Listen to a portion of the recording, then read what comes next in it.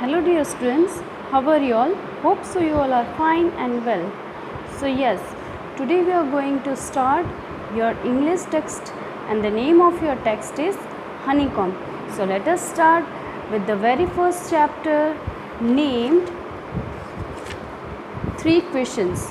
Yes, this is your first chapter named 3 questions. So let us start with it. The thought came to a certain king that he would never fail if he knew 3 things.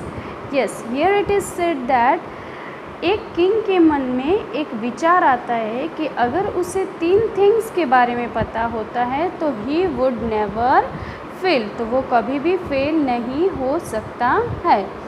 This 3 things where, अच्छा वो 3 things कौन सी थी? तो the first thing was what is the right time to begin something. तो वो first चीज़ थी कि वो राइट समय कौन सा है जब वो चीज़ को, किसी काम को स्टार्ट किया जाए. Second thing was which people should he listen to. अच्छा, उसे कौन से पीपल की बात सुननी चाहिए और किसको उसे फॉलो करना चाहिए. What is the most important thing for him to do. And the third thing was कि वो मोस्ट इम्पॉर्टेंट थिंग कौन सी है जो उसे करनी चाहिए. So from the first paragraph we came to know that the thought came to a certain king that he would never fail if he knew 3 things. एक certain king मतलब एक king के माइंड में ऐसा थॉट मतलब विचार आता है कि ही वुड नेवर फेल, वो कभी भी फेल नहीं हो सकता. इफ़ ही न्यू 3 थिंग्स, अगर उसे 3 चीज़ों के बारे में पता है. दिस 3 थिंग्स वेर, वो 3 थिंग्स कौन सी थी? The first was what is the right time to begin something. सही समय कौन सा होगा? टू बिगिन मतलब कि टू स्टार्ट समथिंग, मतलब किसी चीज़ को या किसी काम को स्टार्ट करने का सही समय क्या होगा. The second thing was which people should he listen to. कौन से पीपल को उसे सुनना चाहिए और किसे उसे फॉलो करना चाहिए. What is the most important thing for him to do. The third thing was कि मोस्ट इम्पॉर्टेंट थिंग क्या होगी उसे जो करनी चाहिए. So I hope you are clear with the first para. Now let us go to the second para. The king therefore sent messenger throughout his kingdom promising a large sum of money to anyone who would answer this 3 question. अच्छा, अब king ने क्या करा कि therefore he sent a messenger. इस 3 question के बारे में उसे जानने के लिए उसने अपने एक मैसेंजर को थ्रू आउट द किंगडम मतलब अपने पूरे राज्य में उसे सेंड किया, मतलब कि भेजा, और प्रॉमिस किया कि a large sum of money to anyone who would answer this 3 question. अगर कोई भी जो इस 3 क्वेश्चन के आंसर्स दे देगा उसे वो प्रॉमिस करता है कि वो लार्ज सम ऑफ मनी उसको देगा. सो ये सुनते हुए many wise men came to the king. ये सुनने के बाद बहुत सारे वाइस मैन मतलब कि जेंटलमैन, चतुर लोग बहुत सारे उस किंग के पास आते हैं. But they all answer this questions differently. लेकिन सबके आंसर्स इस क्वेश्चन के लिए डिफरेंट थे. In the reply to the first question, अच्छा फर्स्ट क्वेश्चन का रिप्लाई देते हुए कहा कि सम सेड, किसी ने कहा the king must prepare a time table and then follow it strictly. किसी ने कहा कि किंग को एक टाइम टेबल प्रिपेयर करना चाहिए एंड उसको फॉलो करना चाहिए स्ट्रिक्टली.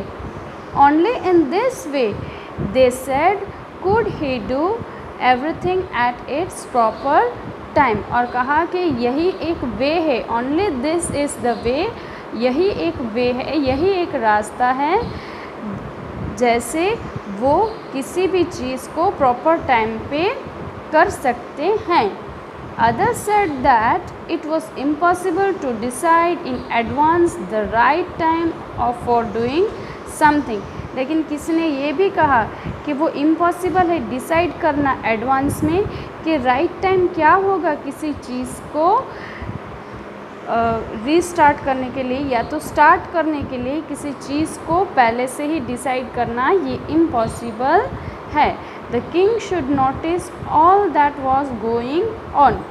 किंग को सारी चीज़ों के बारे में नोटिस करना होगा, मतलब कि ध्यान रखना होगा सारी चीज़ों का जो उसके साथ उसके राज्य में जो कुछ भी चल रहा है उस सारी चीज़ों को उसको नोटिस करना होगा। And he should avoid foolish pleasures.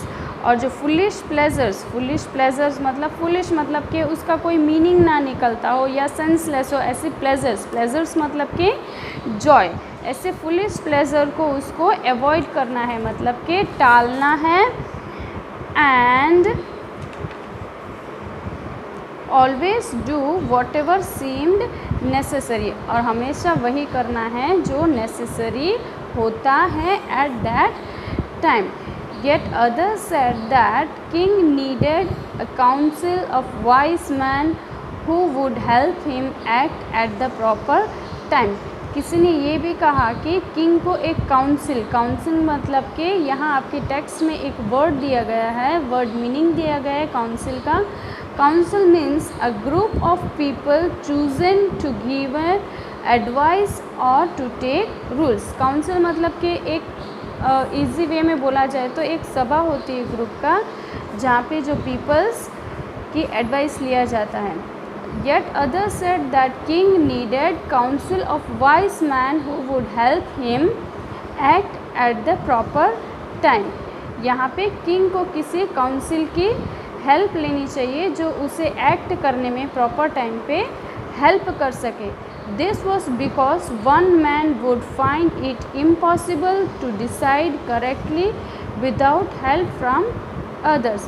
ये इसीलिए क्योंकि एक मैन के लिए किसी एक मैन के लिए इम्पॉसिबल होता है डिसाइड करना करेक्टली, सही से डिसाइड करना इम्पॉसिबल होता है without the help of others, without the help from others, किसी और की मदद के बिना डिसाइड करना इम्पॉसिबल होता है।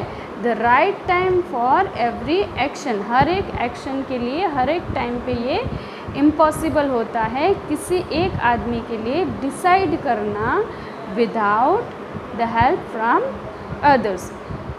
Now let us go for the next para. Here it is given that, but then others said that there were some things which could be urgent. अच्छा, यहाँ किसी ने ये भी कहा है कि कभी ऐसा अर्जेंट भी होगा जब किसी को डिसीज़न लेना होगा, then these things could not wait for the decision of council. ऐसे समय में काउंसिल के डिसीजन के लिए वेट नहीं कर सकते हैं जब भी कोई अर्जेंट थिंग होती हो। In order to decide the right time for doing something it is necessary to look into the future.